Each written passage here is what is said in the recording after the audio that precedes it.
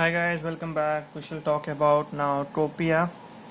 We have talked about how do we find out phoria with a test. In phoria we do a test known as cover uncover test, and for tropia we do a test known as Hirschberg's test. Now once we know that the person is having tropia, so how do we divide tropia? Okay, tropia is divided into two components: commitant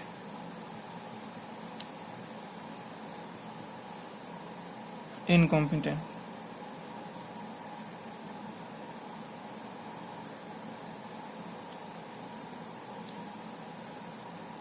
Okay, again this incompetent is divided into two types: paralytic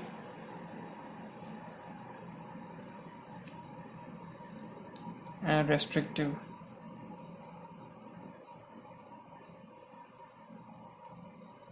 Okay, along with paralytic is divided again into two: due to nerve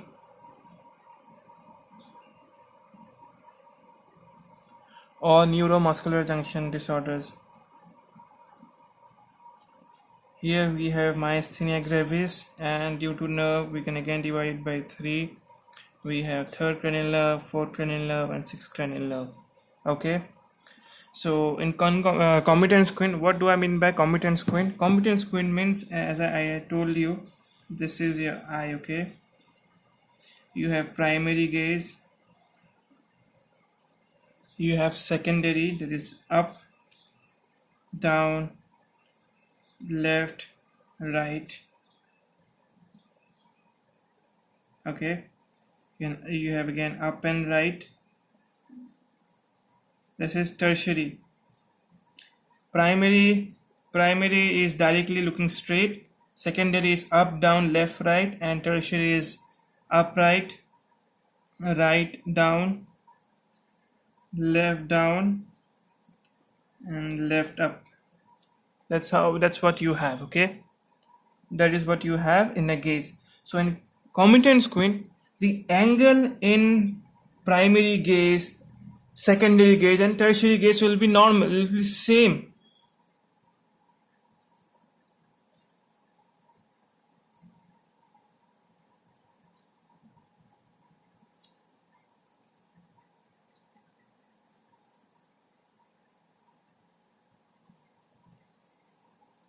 So the angle of both the eye in primary, secondary, tertiary gaze will be same. So there will be no problem for the patient.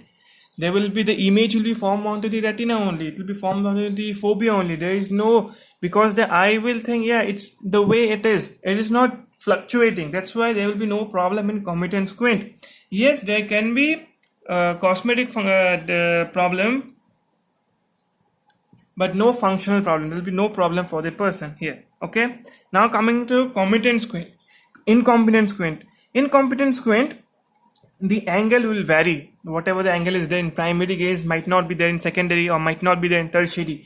Tertiary and primary angle might be different, so tertiary and primary might be different. So that's the reason the person will have a lot of problem. Okay, he'll have a lot of diplopia and all that. So how do we understand? Again, commitant is divided into two types: paralytic and restrictive. Okay, paralytic and restrictive. Now in paralytic we can divide into two parts: due to nerve and due to neuromuscular junction. So if there's any paralysis of cranial nerve 3 or cranial nerve 4 or cranial nerve 6, we have a mnemonic known as LR6. Okay, LR6 and SO4. This means lateral rectus of the eye is supplied by 6th cranial nerve. Then we have the superior oblique is supplied by the 4th cranial nerve, and rest, which are whatever muscles are there, okay, maybe oblique, superior, inferior, all those muscles are supplied by the 3rd cranial nerve. Okay, that's what we should understand now. So now we will be talking about incommitant squint. Okay, incommitant squint is important.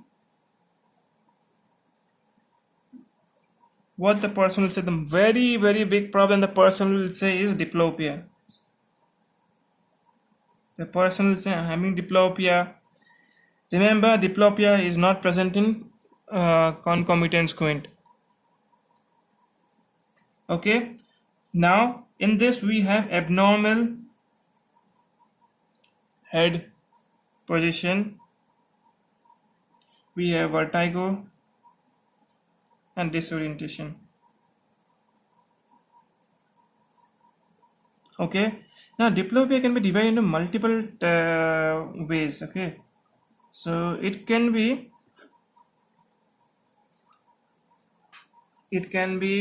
horizontal, it can be vertical, it can be oblique. Okay, what does horizontal mean? What does horizontal mean? If there is object somewhat like this, the person will see like in this manner. Okay, it's in the horizontal plane.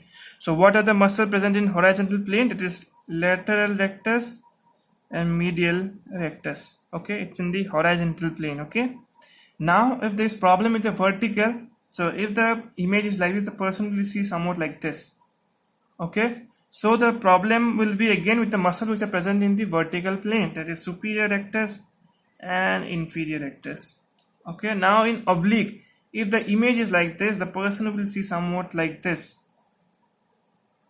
Okay, so again problem with the oblique muscles, in muscles which are present in the oblique plane. Okay, which are present in oblique plane, that is superior oblique and inferior oblique.